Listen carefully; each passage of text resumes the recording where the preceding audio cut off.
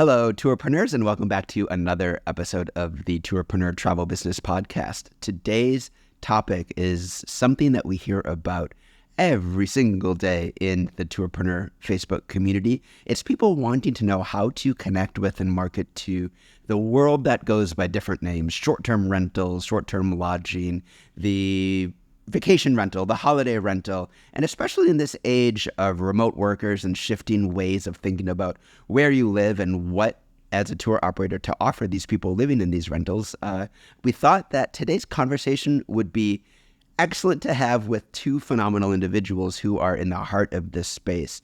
On one hand, we have Annie Holcombe, who works at NextPax, and the idea behind what she's doing, I think, is all around connectivity with all of these different players in the industry. And we're going to hear from her as she helps us disambiguate this space. And then Karen Piscitelli, who is the founder of Explorabout. And I think Explorabout is trying to take some of that connectivity and connect it to tour operators. So Annie and Karen, welcome to Tourpreneur.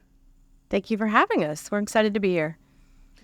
Annie, can we start with you? And can you just give us sort of a rundown of who you are, your experience in this space, and what you're doing at NextPax?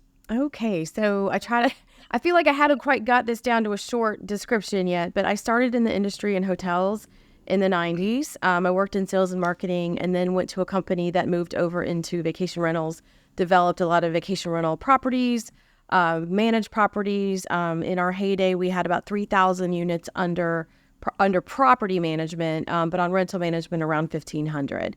I was in the panhandle of Florida, so like a large destination within the U.S. in terms of vacation rentals.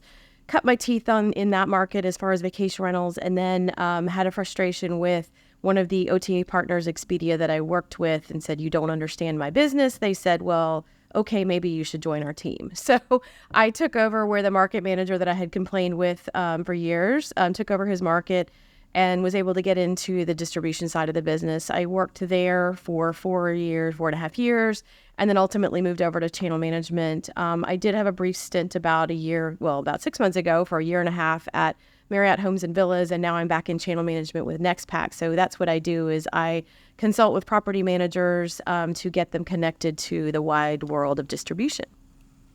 Fantastic. And Karen, how do you fit into this landscape? Well, I think it was just, it was Kismet that brought me in, and I converted a family home into a vacation rental in the Blue Ridge Mountains. And my background is in marketing, and so I wanted to tell the guests all there was to do. Ironically, I have a copy of it. I had a guest book. My marketing is tell them what to do and make them happy when they're there. And as the more I discovered and the more that I connected with each chamber of commerce and in the mountains, it's, you really have to spend more time traveling, which way they say where the crow flies. And it turns out that part of North Carolina is the craft capital of the U.S.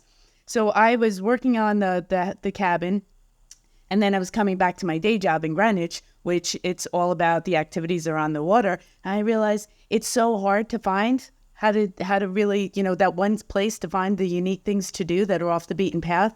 And I realized the light bulb went off, and I said, there has to be a way. And so I was working with our property manager, and she was great. She knew the local fishing holes and the places to go. And I just realized that it was my calling to make this happen and to be the bridge and to be the voice for both sides. And, my idea is to really build community so that everybody flourishes, because there is such an awareness, and it was even way before COVID. But really, everybody, there's so much to do, and it's that way to find it wherever you are, whether you're on vacation or close to home. And so it's my passion project.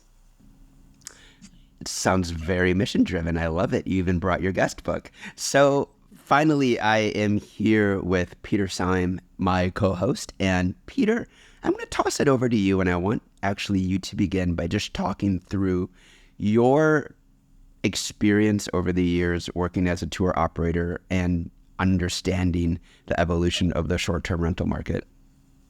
So everybody thinks short-term rental, Airbnb, because that's a brand now and everybody thinks that. But the reality is short-term rental was there for decades before Airbnb on multiple different platforms, names. I'm old enough to be about when it wasn't on the internet, because the internet didn't exist. It was on magazines. You used to find your short-term rental for magazines. So These things have been about forever, but now it's obviously a lot more aggregated and a lot easier to use. So the question a tour operator's got to ask is they have to do a bit of a market analysis. What is my product? Where am I located? And is there short-term rentals within a set geography around where I'm located? Because there has to be some sort of logistic matchup. If you happen to have a tour operator in a place where there's very few short-term rentals, it's not going to be a great channel for you. It's going to be a small town. If you're a tour operator who's surrounded by short-term rentals, that's a potentially good channel. Doesn't mean it is a good channel, because you have to understand who's the customer persona that's booking your experiences and who's the customer persona that's staying in these short-term rentals. And there's a bit of a matchup on that. Right? So I'll give an example for that. I was very group focused. Therefore, I was looking for short-term rentals that were a certain size for obvious reasons. If they were big enough, if it's an apartment that could hold 2 people, and I'm looking for a minimum group of 6, 8, 10 people, there is no real match there for me. I can still get some business. I could look after 2 people, but my business was group focused. So when I would do the research and come up with 1,600 short-term rentals in the geography area I was interested in, very quickly I could analyse them down on what to get to the ones that I thought were the best targets for me before I would go next. After the market analysis, you're then going to go into how do you make this work, but you've got to do the market analysis first. Otherwise, you're not going to be able to come up with. Now, there's a tool eventually came out of the market that used, although we used the old-fashioned way Chapman on doors before, there's a tool called AirDNA, which analyses all Airbnb short-term rentals in a region. You've got to pay for it. You just pay for the region, the geography you're in, because it's quite expensive. You pay for a whole country, but if you just pay for the region you're in, it will pull down all the analysis. It will tell you the size of the property, how busy the property is, its earnings in a year, and you can start to do just dump that stuff into a spreadsheet and come up with a whole target list. And I'll shut up now because I could go on forever for this, so we'll go from there. Thanks for that framing. So there's opportunity. It requires analysis of the market and figuring out where you sit. So why don't we start with what is this market? What is the current state of it? And Annie, I began this talk by listing 5 different words that we use for this. I was wondering if you could start by helping us kind of understand the state of short-term rentals today, and are there different types of this, and do they work in different ways around the world? Yeah, so actually it's interesting. Now that I'm with NextPax, so our company is based in the Netherlands, and we have a very large footprint within Europe. And so there's definitely some differentiators between Europe, between US, between Asia, between Latin America. And so I'm really learning a lot more about it all. But I think overall, I mean, like the state of the industry is good. We're growing. There's a lot of people since COVID that, people realized they wanted that social distancing. That was the big thing. Everybody needed to have their own space, their own bathrooms, not be in elevators with people. So vacation rentals, short-term rentals, holiday lets, cottages, holiday parks, they're called everything around the world.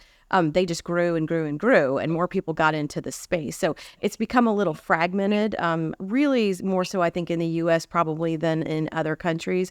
It feels like in Europe, and Pete, you might know more, but in Europe, there's a lot of larger players that have volume of rentals within their portfolio. So it's a little easier for them to work directly with one partner, whether it be, from a technology partner, from a tour operator. It's a little easier. But in the U.S., it's very fragmented. I think the stat is over 90% of the industry within the U.S. is people that manage less than 25 units. So you can imagine that's a lot of operators to try to reach out to. But overall, state of the business is good. We're kind of down back to where we were 2019 wise in terms of the demand. People are traveling further, more places where, right post-COVID, they were traveling very close to home, and so within their own countries. And so I don't know if that answers your question exactly, but it's kind of like where we're at as of now. Is there a difference in sort of thinking about short-term rentals that are all clustered together in, let's say, a city or a very specific place, and maybe managed, versus ones that are more scattered? And the reason I'm asking this, in the countryside, and the reason I'm asking this is because what we're trying to solve is I'm a walking tour guide, or I lead hikes. And I'm just wondering, how do I begin to think about going out and discovering who these potential short-term rental hosts are? Are they often connected to something like NextPax, or are they working on several different kinds of platforms? I'm wondering if you could help me understand that. Yeah, so NextPax, if you think of NextPax, we're kind of like the highway that connects, or like the on-ramp that connects you to the highway of distribution. So we're gonna take somebody from the system that they're using, or their property management system, and then connect them out to all of the channels that are out there. So Booking.com, Airbnb, Expedia, Marriott Homes and Villas, all these channels. That's what we do. So what I would say is that the best way for people to find these properties is going to be on one of those channels.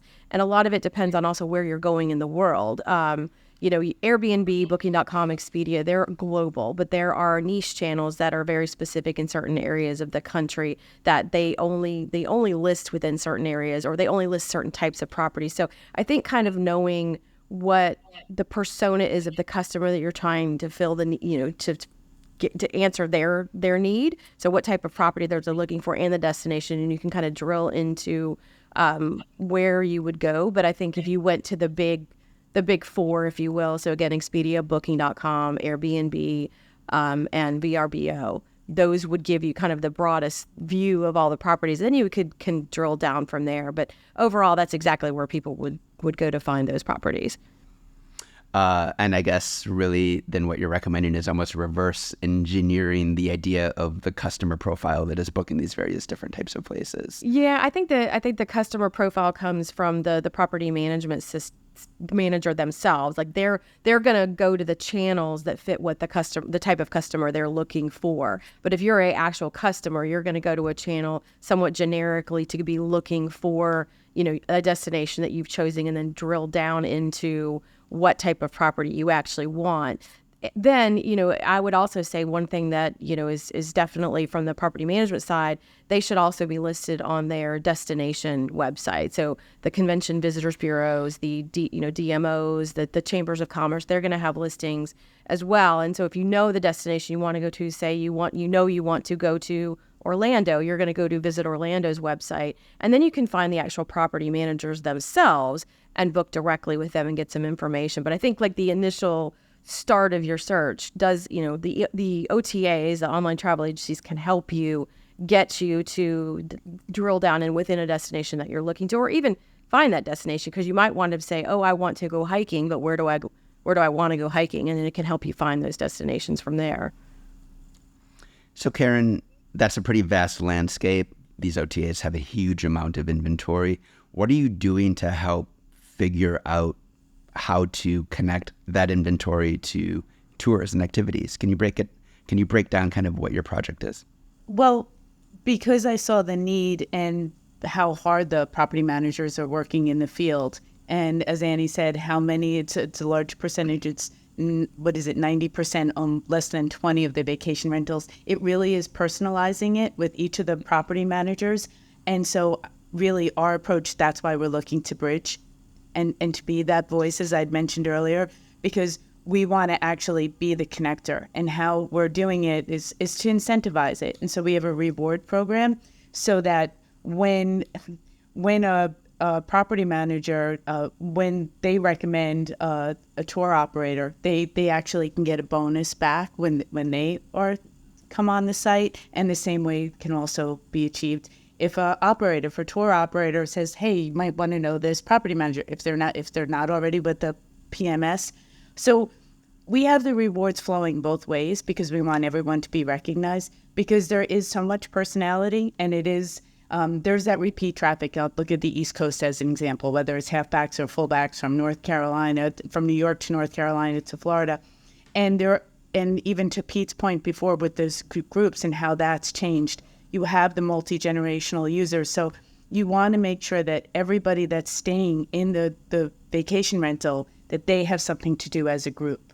And so what we're really looking to do is to personalize it as much as possible. So really we're a three-sided marketplace, so we're connecting the two, but we're getting it all ready so that we can give it to the consumer who's our guest, because we're looking for the best guest experience. And so that's our end goal. And I think anywhere in hospitality, whether it's on the experiences side or where you're staying, It's about creating that better, bigger memory. And that's our goal. So we're getting Explorabout is driven to just make it as personal as possible for all of the users involved. What are tour operators doing right now in order to connect with all of these short-term rentals? Are they knocking on doors? And then also, how are they selling their tours to these property hosts as things to offer? Yeah, that I don't have an answer, because I think that's part of the problem that we're solving. It is the problem. So I can do that again from experience, and there's some logic analysis that has to go on this. A lot. I can't overemphasize geography. Wherever you are as your experience, you've got to build out circles. If you go out 3 miles, then a 5-mile circle, and a 10-mile circle, and a 15-mile circle, and so on, to contact all of these property owners and then track all the bookings, I'm pretty confident in saying you will get a higher conversion rate the closer to your experience is to these properties. That's certainly what we see. And then you've got to go through the customer journey as well. In the planning phase, we have the dreaming, planning, booking phase. When the customer is in the planning phase, some customers are booking activity first, then property. So this is a two-way thing. Other customers are booking property first, then activity. In my world, it was often activity first because we had complex activities, so people would approach us first. So I was actually quite attractive to short-term let because I could drive them business. Other times we were getting a lot of business from people we didn't because they booked the property first, then came to us. So again, it's having the right product matched to the right properties from a scale thing and a group thing. And if it is group, have you a range of products, because not everyone in the group will probably want to do the same product. So this matchup of a logistics and planning and customer personas dramatically increases the conversion rate. The struggle, and it may be solving, or you're solving it, Karen, hopefully, or some people are solving it as well. I always struggled with property managers. The smaller the group of owners who owned the property, again, we would get deals done and we would get business going. The bigger the property manager, the less traction we managed to get, because they were so focused on beds and bums, even though we could provide them. That was the focus, and providing the experiences the customers were going to do in destination, where it wasn't really the focus. So I struggled more with property managers than I did with really small people who owned 1 or 2 units. But if it was 1 or 2 units, some of these units were quite big. It can drive a lot of business on that as well. So, and it's everybody today defaults to technology because we're all digital and all of that stuff. But old-fashioned stuff actually works in short-term letting. Having a great display in a short-term let drives you a lot of business. And people think leaflets. I used to pitch actual paintings and get pictures on walls, and they weren't cheap. We made them expensive, but inspirational pictures on walls in short-term lets. I wanted to be involved in the decoration of the short-term let, and that used to drive us a lot of business. And obviously there had to be an alignment. They're not going to let some lunatic come in and decorate their short-term let. But if their business was near our activity business, and they knew because they owned that property, it was an area known for activities, that was the reason people were coming. They were over the moon to have stuff in their short-term lets that were aligned with the local activity companies. So there's a lot of logic and analysis that has to go before you actually start bolting all of these pieces together. And I'm hoping going forward, technology is going to bolt so this stuff can scale. But at the moment, a lot of this localization has to be driven by the operator. This is not a plug-and-play system at the moment by any means. This has to have a lot of groundwork as well. It's all partnerships. It's all about partnerships. That's our business, though. It's relationship driven. Yeah, Annie, talk to me about sort of the state of patching it all together with technology. And let me start with this. Are property managers thinking about things to do in a destination in any sort of meaningful way? Or is it really like, here's some brochures on the table and go do what you want? I'm wondering what their mindset is. I absolutely think there is. And I think there's a couple of, some of the larger OTAs have sort of solved for it with like the big attractions. So obviously in Orlando, you can get tickets to Disney or Universal. But it's like the off the beaten road path ones that maybe people aren't getting attention to. But I think within most markets, and I think your point about the size of the operator, the smaller guys, they want to have these experiences because they're trying to grow and they're trying to get more people to stay at their properties. And the larger guys are so inundated with all of the operational inefficiencies that come with running properties all over the place that, this is like something that kind of sits as a nice to have, but they necessarily can't get to it. So I think there's a couple of places that have started to try to incorporate technology within a very localized or regionalized way so that it can patch into a PMS and people can book tickets or book, like ski markets do it really well.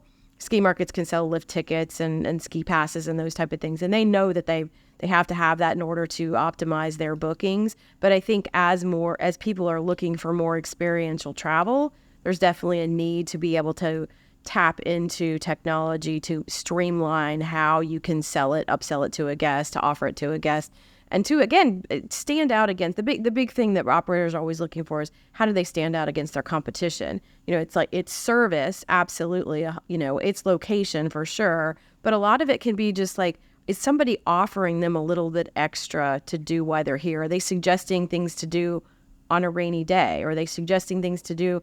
Beach markets have always suffered from, well, when the sun isn't out, what are you supposed to do? And so I think some markets have been better than others at going out and forging these relationships. It's just the time at which it takes to do that is not something that it's a luxury that they have, especially in season. So any way technology can step in and make it more seamless, I think the better off everybody will be. So you mentioned a PMS. In our world of tour operators, everybody uses, we call it ResTech. It's just booking software. But using booking software means it opens us up to channel management, to opportunities for distribution with OTAs. Is that a similar equivalent sort of system that many of these property managers are using, a single repository to connect with Booking and Expedia and everything else? Could you walk me through a little bit of the tech landscape of these of this world or of your world? Yeah, so tech is there's a gentleman that I've known in the industry for a long time. His name is Lino Maldonado, and he had been with Wyndham Vacation Rentals for a long time. And he always calls it's like the tech Jenga, the leaning tower of tech. It's like you've got all these pieces that are plug and play that they've developed over time. But in the U.S., it's very much about, how can you handle operations? And that's how do you do work orders when you need to send maintenance to a unit? How do you make sure that all the information about a unit is in a system? So the property management system is going to handle, maintenance, housekeeping, your accounting, your reservation, your marketing. I mean, it's going to handle all kinds of things. And generally within that, they're connected to a channel manager. And so I think that's where like Karen's coming in here is that PMSs will be able to connect to her to be able to access all of these things. And I think that's where it can help streamline the operations. But overall, technology in the U.S. has become pretty cumbersome. There's just so many pieces and parts that go to it. So the more a simplicity that can be driven through tech, the better off I think everybody will be. But it's a very complicated, complex piece of their business that I have not seen any two people have it exactly the same, because you can bolt on different types of technology within a property management system. So it's not just a straight vertical. There's multiple verticals within within that system. You say it's clumsy, but at the same time, what happens in our industry is that people end up building essentially the same tech over and over again, that a lot of tour operators essentially need 70 or 80% functionality that almost every booking software has, but they're all starting from scratch and building the same thing over and over again and fighting for market share. We don't exactly have this kind of modular system where the different systems play well together, kind of like a Shopify ecosystem of different plugins and things that work together that actually could be beneficial because we are so fragmented. Karen, what has it been like to try and build this connectivity point between tour operator supply and short-term rentals kind of on that sort of, distribution layer? We can connect to the bigger distributors, but what we're more interested in is that we can onboard unique supply. And so what that means is that we can work directly with the operators, and the that is what's so exciting. And so we can connect them. So we can go large, but we can also dial into the exact and the small and the individual operator, which is very important. And we can measure, just like we can measure all of the rewards of who goes to where. And so everything has to be transparent, and that's paramount. But I think something else that we haven't talked about is also what's also important to that, what's personalized. We said before, but maybe what the guest wants. Like I had somebody that had a group of 9 and they were going horseback riding. And so they called and they said, oh, what do you have for a discount? So I think it's that relationship with the operator that you need to be able to pick up the phone, that I can call them and say, okay, we have 9 and 2 are older. What can we do? And to actually have that real customer service and have that connection with the operator and the guest, and then putting it all together. And I think that if we're going to take this role as this intermediator, as this in between, and to be that voice, we're there in the customer service aspect. So we're there to educate and say, this is what there is to do, and this is great, and this is what we recommend. And we're looking to drive business to both sides. And for that, to me, it's all about, really having the relationship with both sides. So I think we can achieve that. Karen said something there about design, and operators need to think about this. If after you've done your market analysis and you think there's an opportunity here, you can product design for this industry, for this sector. This is a different distribution channel that you can product design, but you can only product design for it once you understand the analysis of the stuff I talked before. How many short-term rentals, what size they align with your customer, the geography about them. So I'll give you some examples. We used to do a lot of bespoke design for the different short-term lets. The geography would dictate whether I was putting transport in or not, because some of them I didn't need transport because they could walk from there where they were to where we were starting. Therefore, I could bundle up all sorts of things for them. But the minute that they were away and I knew the persona and knew who the sort of people were coming, they might want to go and do a whiskey tour straight after they were doing the activities for us. So they're not going to be driving cars. So straight away, I'm going to have to design and pickups and drop-offs there. So there's a whole product design. If they'd booked a really rural, large lodge, should I be designing product where I'm taking them after they've done all the activities during the day? Should we be having a barbecue on the hill behind the lodge? There's a whole different product design that can be done just for this sector that's different from your normal tours. That means the conversion rates go a bit ballistic because people don't go and check. Well, if they do check, they can't find it because it's not been elsewhere, because it's been designed for these properties, and your conversion rate is really, really high then. And then the old review system starts going, the property gets better reviews because the people have had a better time when they're there, and therefore the property owners start just recommending you as a business, whether it's online, whether it's offline, whether it's in words, whether they meet the guests or don't guest. So this thing goes on. So I would say a huge part of this, if you have the opportunity from the market analysis, is then you're into a design world. You're about, don't just try and sell what you're selling on an OTA or selling on another tour. You need to have the operational capacity to design for this market because it will convert much better. Annie, when you think about all these different distribution channels, how much of the market is going direct? How much is the direct booking sort of space within this very, very, very OTA heavy industry? It varies so broadly. I've seen managers that say that 90% of their business is direct, but my question to them always is, well, what is your occupancy? Because they might be getting 90%, but they still might be only running 60% occupancy. So obviously there's room to grow, but they've been very,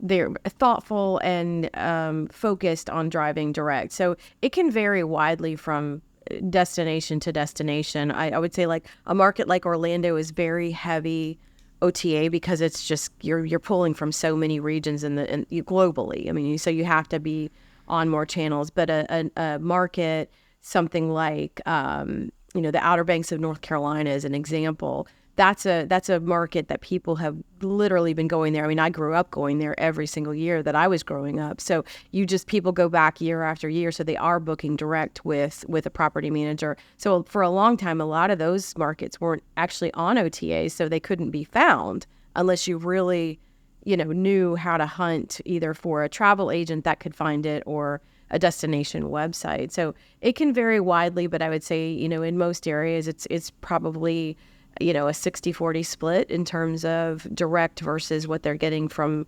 distribution channels, whether that be, again, their local marketing, with their distribute or destination marketing or through an actual OTA themselves. The direct question, does it also perhaps have to do with kind of how coherent the supply is in a place? For example, I'm thinking let's take Tuscany. I'm currently looking at essentially villas for my mother and my aunt for a trip next month. And in some ways, everything essentially looks and somewhat operates the same if I'm looking for a winery mixed with, lodging or whatever it is, which means that in a certain sense, I can keyword that much easier than I could keyword something in New York City, which is just so disparate and there's so much going on there. And I guess my question is there an opportunity for kind of our world of experiences to develop partnerships with these kinds of properties and almost co-create things together, experiences, retreats, whatever it might be, that's bundling sometimes together maybe multiple operators in transportation and almost working as a partnership to sort of create these new tourism products that are hybrids between kind of what the property brings and also what the experience provider brings. I guess it's a question for both of you, really. Yeah, I mean, I would say for sure. I know that, in the luxury space, that's a common practice to kind of curate experiences. I think where it hasn't hit is just the average destination, the average property manager, because they're doing so much volume. Again, it's almost about where do you put your time and your attention on it? So I think that if there was somebody that could come in and solve, here's how you can curate something quickly and customize and seemingly customize it for your guest. And there's actually a new PMS system that's out there that I was recently looking at called Boom, and it's an AI driven PMS. So I think they would be a great system to work with, because that way a customer could go in and say, I'm looking for this type of, I want to go to the beach and I want to do these type of things. And the system itself could grab those activities and kind of curate a customized itinerary. I definitely think there's opportunity out there to do that. It has to be something that won't cause another system to have to be in place and extra people to be in place to do it for a property manager to adopt it. So technology is absolutely key. Get on it, Karen. Yeah, will do. Well, really what this is maybe I would call it bespoke multi-day, but the more you bundle, the higher you increase the perceived value and therefore the cost, which means it maybe removes some of the marginal pressures that all of our worlds deal with. And then at the same time, also, it's a more seamless customer experience. The reason I bring this up is because I bring it up often because I pitched it to a very large short-term rental company years ago, and they laughed at me. And now I feel like things are trending towards this way. The curated, bespoke gathering of people. We want to be social again, especially out of the pandemic.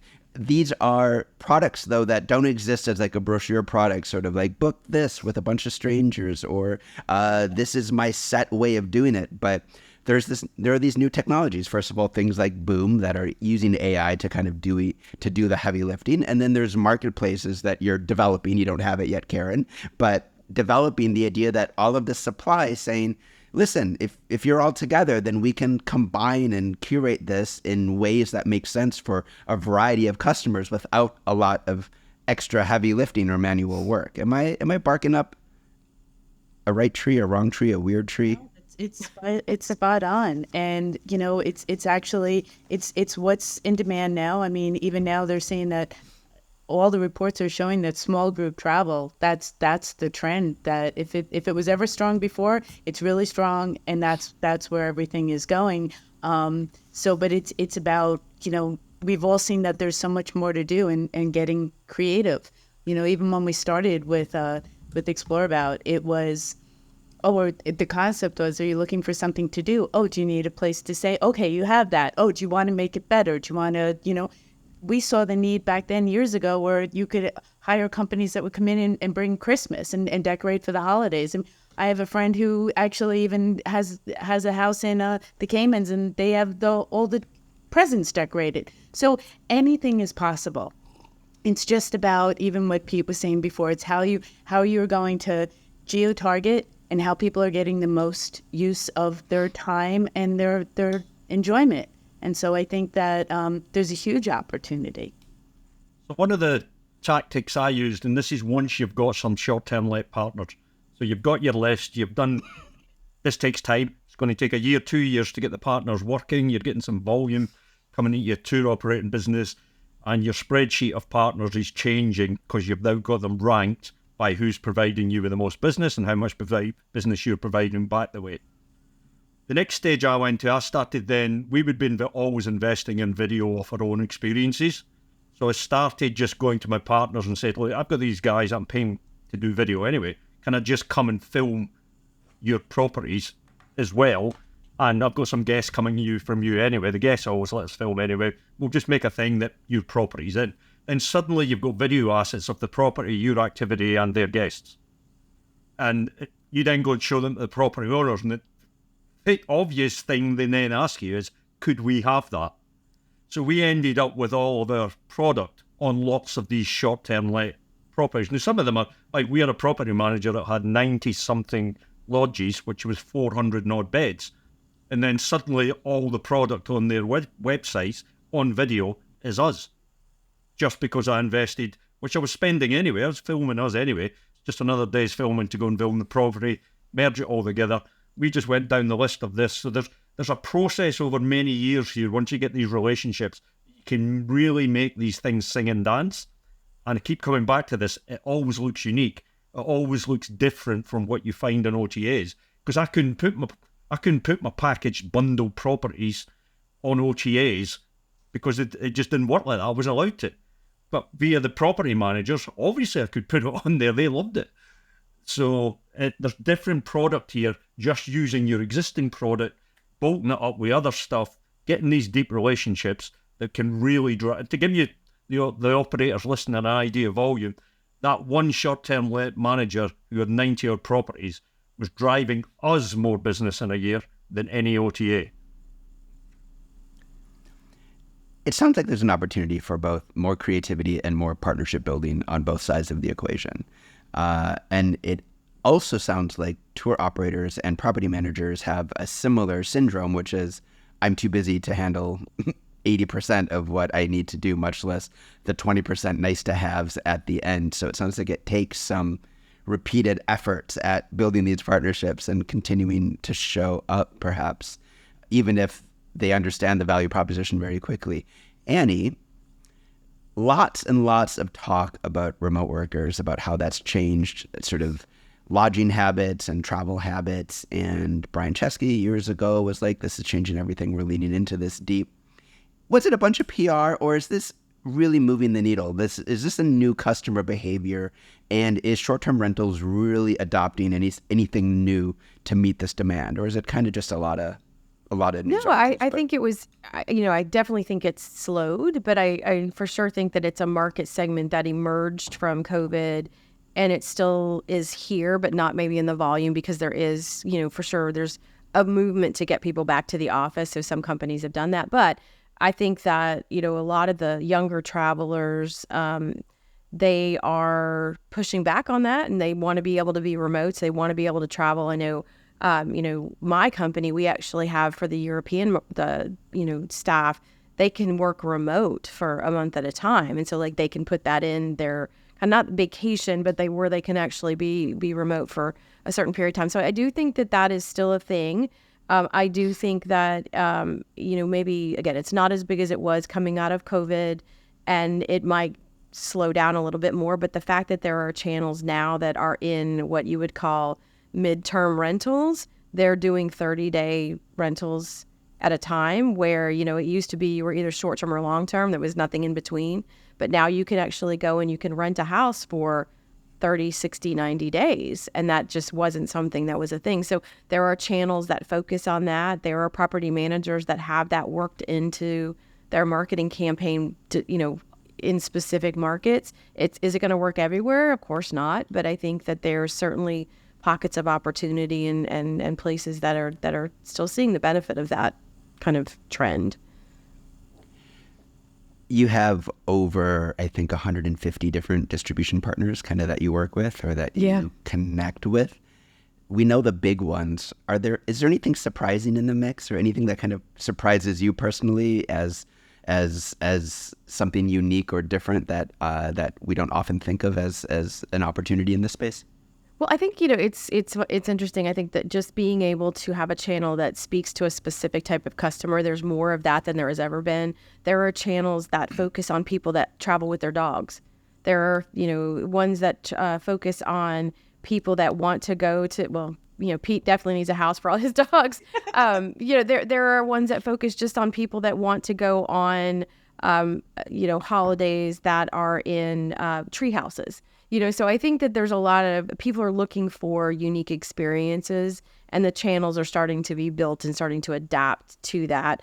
There are, again, like you said, 150 channels, but I will say that one of the things that my team does is we sit down with partners and we look at their market and we look at what their guest avatar is. Like, what are you trying to attract to your destination? So we can help kind of create a menu, or again, more of a curated list of what channels they should be on. They know what the big ones are, but there's a lot of other ones out there. Luxury channels in unique markets. Marriott Homes and Villas is absolutely perfect for that. And then there's a couple of channels in Europe that same way they focus on luxury. So there is a channel out there for probably every type of guest that you want to attract. Really easy partnership I've seen from, it must have been a property manager, but a small one. I booked an Airbnb in Porto, logged in. The minute I got into the Airbnb, it was perfectly nice. I noticed there was a lot more than usual driving you to get your Wi-Fi password. There was just too many. I went, it was everywhere. So, and obviously wanted to get on the Wi-Fi, got on the Wi-Fi straight away. There's a page comes up, which had been designed, welcome to your property, etc., etc. I hope you have a great thing. And it had been curated. There was only about 12 things to do on it. Some of them were restaurants, some of them were activities, some of them were it was Porto, so there was some port houses. And then straight away I started analysing and digging in. All of them were within 500 metres of me. All of them within walking distance. So it was very thought through, very active. They'd obviously had a partnership with them. I don't know the commercials behind it, because if you clicked to book, you went to their booking page. It wasn't booking through the property managers. I don't know the commercials behind it, but I thought it was just very clever, very well thought through, and very localised from whoever that property manager was.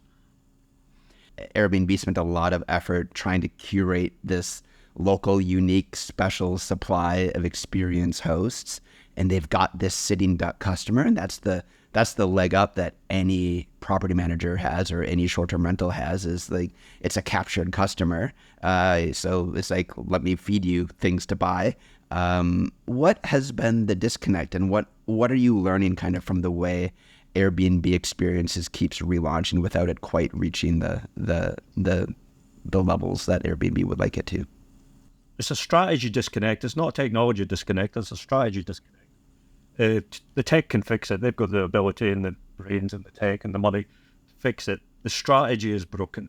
They don't want to plug into APIs that gives them the same supply that everybody else has got, which is a strategic decision. And I would say it's probably a good strategic decision, but it's one they've not been able to execute on yet. Because if you just plug in everybody else's supply, you're same, and then you're just distributing the same as everybody else has got. Therefore, if you say you want to be curated, you actually have to be curated. And it's easy to say it, and it's actually hard to do. You've got to do the work. And the two plays they've done before, they wanted to be curated, but one, they were curating often with the wrong people, because they assumed the host was the person to curate, and sometimes it is, but that is a minority. If so many properties are owned by property managers, the host is not the person to curate with, because there isn't one. It's a property manager, and they're not going to curate in a way that a host can. Also, a host has a multiple normal life, and property is only one part of it. Therefore, as they found out, the cancellation rate is insane if you work with hosts. If you work with operators who have been doing this for decades, then you have a connection who can build curated product to the property. All that stuff I was talking about earlier to make sure it's correct. The challenge is volume. If it's going to be exclusive to Airbnb or any property, then the volume has to justify that exclusivity. Therefore, if you're going to have a marketplace of X properties and X experiences, you have to have the tech creating the right experiences for the right properties in the right location, and not just offering them a marketplace. And they must have the data to do that. They've got to have the data to do that. It's just bringing all of this together. And it's not worked in the past. And the strategy of going cheaper, that's just idiotic and stupid. They don't understand experiences at all if you're telling people you need to make cheaper product, because that means they've just missed the inflation for the last 3 years that's through the roof. But Annie, I'm interested just to close out with kind of your thoughts about the future of this world, this landscape of short-term rentals and distribution and connectivity and channel management and all of that. I want to ask where it's headed. Is it headed towards sort of, I guess, more homogenization? Is it headed towards more curation, more players, fewer players? What's your sort of understanding of where it's going next? You know, if you had asked me a couple of years ago, I would have said homogenization was where we were headed. And there was I have a podcast, and my podcast partner and I had this movement of saying we're not Airbnb. And it wasn't to put Airbnb down. It was to say, like, we don't want us to, as an industry, to be known as just an Airbnb. It's already happened. We can't kind of put that, again, the Kleenex back in the box, because we were comparing it to Kleenex. But I think that where some of the larger players had come in and gobbled up a lot of inventory, thinking that there was the ability to scale a large brand. Some has been done in Europe, done very effectively.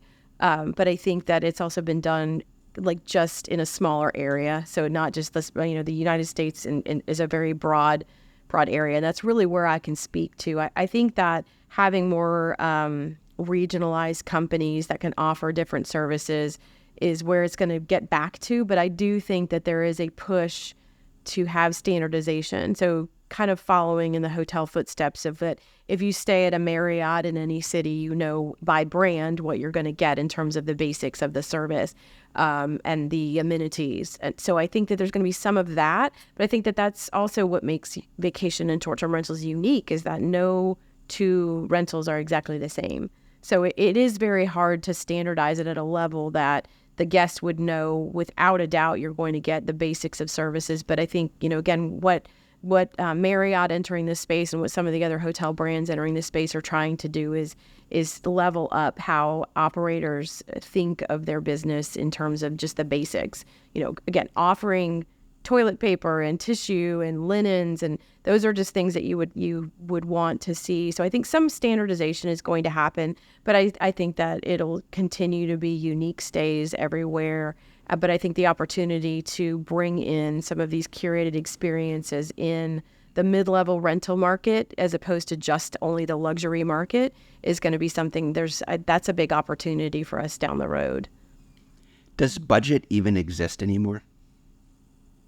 Oh, for sure. I mean, I think that some markets where you're a drive destination, where I live, the Panhandle of Florida, there are a couple of different markets here, most being very drive, most being more blue collar. The people are looking, do I have enough money left in my paycheck this week to go to the beach? Is the weather going to be good? We'll drive down there for this weekend. There's still a lot of that. Now, to say that, 30A is a destination within my market, that money doesn't matter. I mean, people will pay $10,000, $20,000, $30,000 for a weekly rental and not bat an eye at it. But I think the average family, the average traveler is still looking for a deal, and they're still going to shop around, and they're not going to go to the same destination twice, which goes back to, like, what does that direct look like? Direct's a lot harder when people aren't coming to the same destination over and over again. But that's the great thing about, for the travel community, is we can go almost anywhere at any time, anywhere in the world, because of all the technology that we have. Well, it's funny because a huge, I mean, we're so similar as sort of sectors because our uniqueness is our strength and it's our weakness. You know, it's the hardest to sort of like figure out what to do with all this different kinds of inventory and often owned by individuals. But it also makes for this wonderful stay. What excites me is that a big problem for us as day tour operators is it's a one-off customer. We never see them again. But it seems like short-term rentals in particular has a great opportunity because it sounds like, and Karen, you're nodding your head, yes, I'm going to throw it to you. It sounds like this is a segment where there's a lot of customers returning to the same destination over and over again. Am I right in that intuition? Yes, and it's the repeat traveler, and where we started in Burnsville, people would stay. Even if it wasn't in that same house, they would stay in the same rental, and it might be in Hendersonville. It might be somewhere. If you like the Blue Ridge Mountains and you like that area, you might be seeing, but it's year after year that they're going back to the same area. If not the exact same house, okay, we'll check out the town nearby. It's a lot of repeat traffic, and it is that drive market. So, yes. Andy, on that front, do you connect with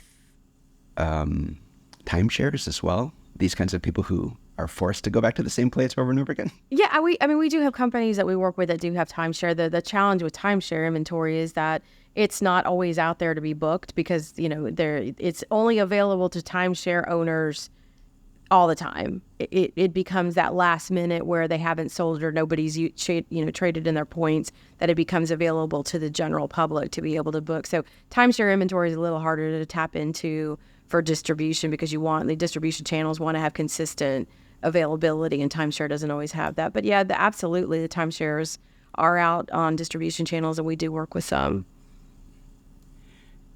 Karen, just a final question. As you build your platform, so we'll all be using Explorabout to connect these two segments in a year or two or three or four, seeing how things go. In the meantime, I'd like to finish by just asking both of you, what are some of the best practices for how a tour operator could establish a good partnership with a property manager, with an individual host or somebody managing multiple things? What should they be doing to offer or create the best possible B2B relationship?